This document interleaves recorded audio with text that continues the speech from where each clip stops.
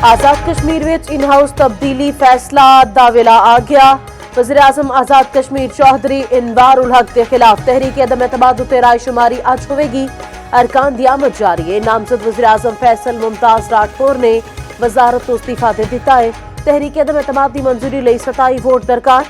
Peoples party दा 36 दी बजाय 38 अरकान की हमायत दा दावा। PTI फॉरवर्ड ब्लॉक के होर 2 अरकान ने तहरीक अदम एतमाद की हमायत कर दी। नून लीग फैसल राठौर नू वोट देगी पर हुकूमत का हिस्सा नहीं बनेगी।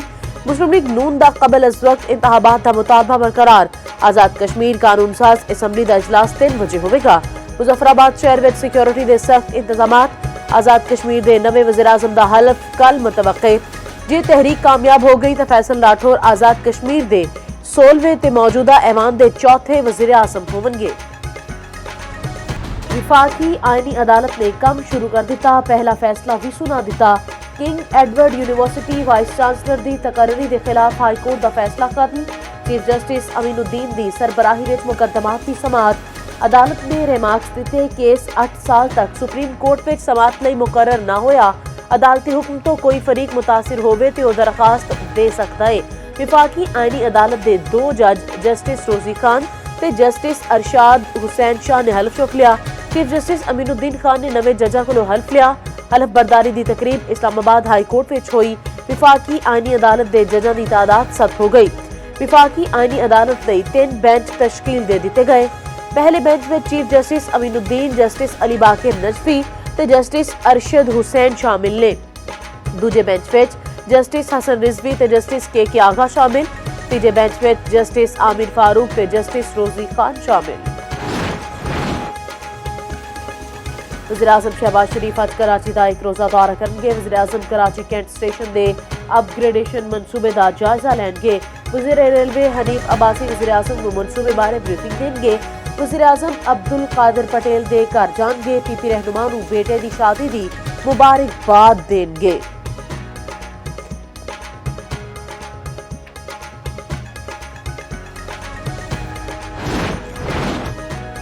MQM ने 27वीं आनी तरमीम की हमायत कर दी। MQM चाहती है 27वीं तरमीम के वेले तरक्याती फंड ते वजारतां भी मंग सकती सी। विफाकी वज़ीर सेहत मुस्तफा कमाल ने आख्या असी सिर्फ बल्दियाती हुकूक के तहफ़्फ़ुज़ की गल की।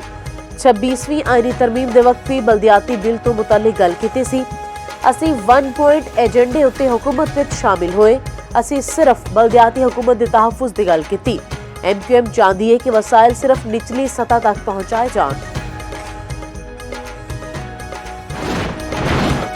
अमरीकी सदर ट्रंप का जिनसी मुजरम जैफरी तो मुतल्लिक फाइलों के इजरा लई अपनी पार्टी के अरकान कांग्रेस को वोट देने का मुतालबा। ट्रंप ने आख्या साडे कोल छुपावन लई कुछ नहीं, वक्त आ गया है कि असी डेमोक्रेट धोखे तो अगे वधिए। सजा याफ्ता मुजरिम मुबैना तौर पर खुदकुशी कर चुके पर उन्होंने दस्तावेजात ने पूरी दुनिया में हल मचा दी है। ट्रंप कई साल तक इसके दोस्त भी रहे। ट्रंप का दावा है कि 2004 में उन्होंने जैफरी नाल इख्तलाफात हो गए सन।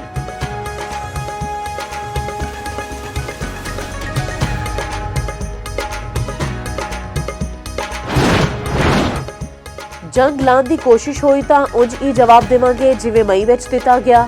फील्ड मार्शल सैयद आसिम मुनीर दा दुश्मन नूं साफ ते 2 टोक पैगाम। ऐवाने सदर विच सहाफियां नाल गल करदे होए उन्होंने आख्या पाकिस्तान अमन पसंद मुल्क है। मई विच जदों जंग लगी पाकिस्तान के सिपाही अल्लाह दी राह विच निकले सी। अल्लाह ताला ने उन्हां नूं फतह दिती। फील्ड मार्शल सैयद आसिम मुनीर ने कुरानी आयात का हवाला भी दिता। उर्दन दे शाह अब्दुल्ला दोइम ने टाला फील्डर्स रेंजर्स का दौरा किया। मुश्तरका मशकां दा मुशाहिदा भी किया। वज़ीर-ए-आज़म मोहम्मद शहबाज शरीफ भी मौजूद सन। फील्ड मार्शल आसिम मुनीर ने पाकिस्तान ते उर्दन के दरमियान मजबूत दिफाई शराकतदारी नूं उजागर किया। उन्होंने आख्या कि पाकिस्तान उर्दन नाल अस्करी ताउन होर भी वधान लई पुरअज़्म है। शाह अब्दुल्ला दोइम ने फील्ड मार्शल आसिम मुनीर नूं उर्दन order of the military merit नाल नवाजिया। शाह अब्दुल्ला दोइम ने global industrial and defence solutions का दौरा भी किया।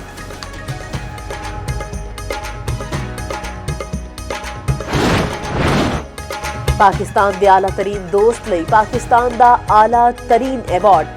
उर्दन दे शाह अब्दुल्ला दोइम नूं पाकिस्तान का सब तो वड्डा सिविल एवॉर्ड निशाने पाकिस्तान दिता गया।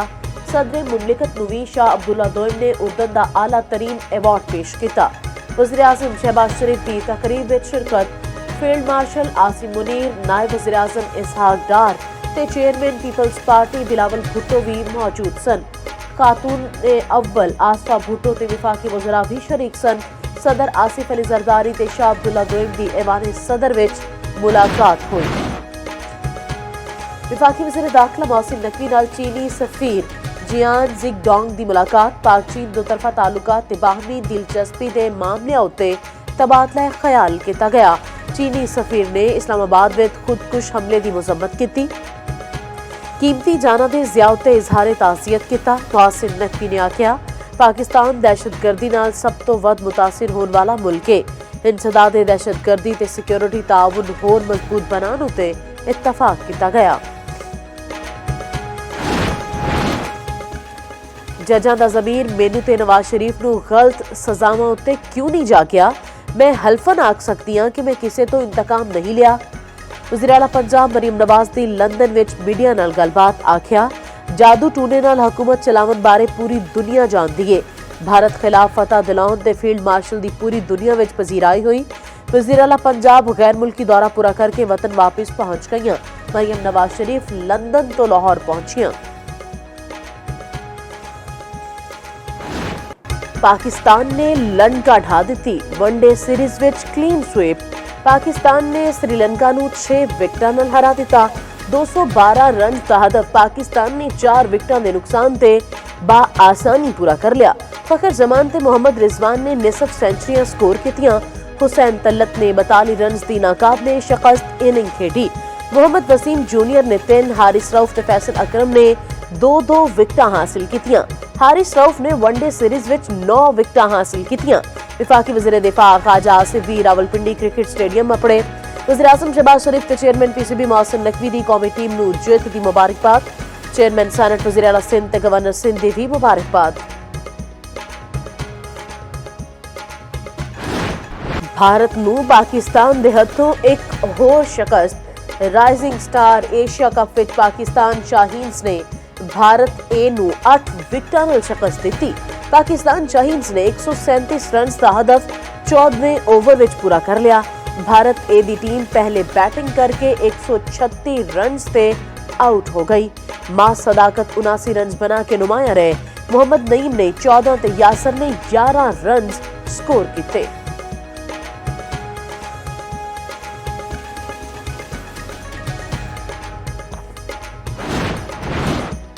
पंजाब विच स्मोक दे डेरे। लाहौर अज भी दुनिया के आलूदा तरीन शहरों में सरे फहरिस्त। सूबाई दारुल हुकूमत का एयर क्वालिटी इंडेक्स 285 तक अपड़ गया। गुजरांवाला में 477, फैसलाबाद में 352 रिकॉर्ड। वज़ीर आला मरीम नवाज की हिदायत उत्ते इंसदादे स्मोक कार्रवाइयां तेज। भट्टे माहौल दोस्त टेक्नोलॉजी उत्ते मुंतकिल। धुआं छड्डण वाले यूनिटां दे खिलाफ जीरो टॉलरेंस ऑपरेशन जारी। सीनियर वज़ीर पंजाब मरियम औरंगजेब ने आख्या माहौलियात ते कोई समझौता नहीं होवेगा। अवाम ते हुकूमत मिलके स्मोक का खात्मा मुमकिन बना रहे ने।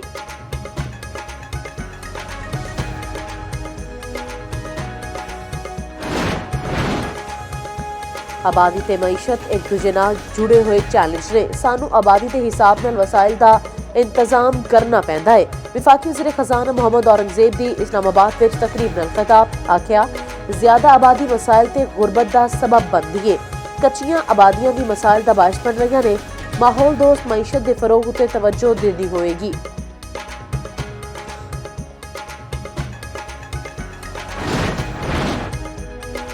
उच शरीफ के नेड़े मोटरवे M5 उत्ते हादसा। मोटरवे पुलिस के 2 अफसर ते एक एहलकार शहीद। बस ने पेट्रोलिंग पुलिस की गड्डी नूं टक्कर मार दी। दूजे पासे कोट राधाकिशन विच डंपर ने सड़क किनारे खलोती फैमिली नूं कुचल दिता है। 10 साला बच्चा जां बहक ड्राइवर मौके तो नस गया। मुश्तल अवाम ने डंपर नूं अग ला दित्ती।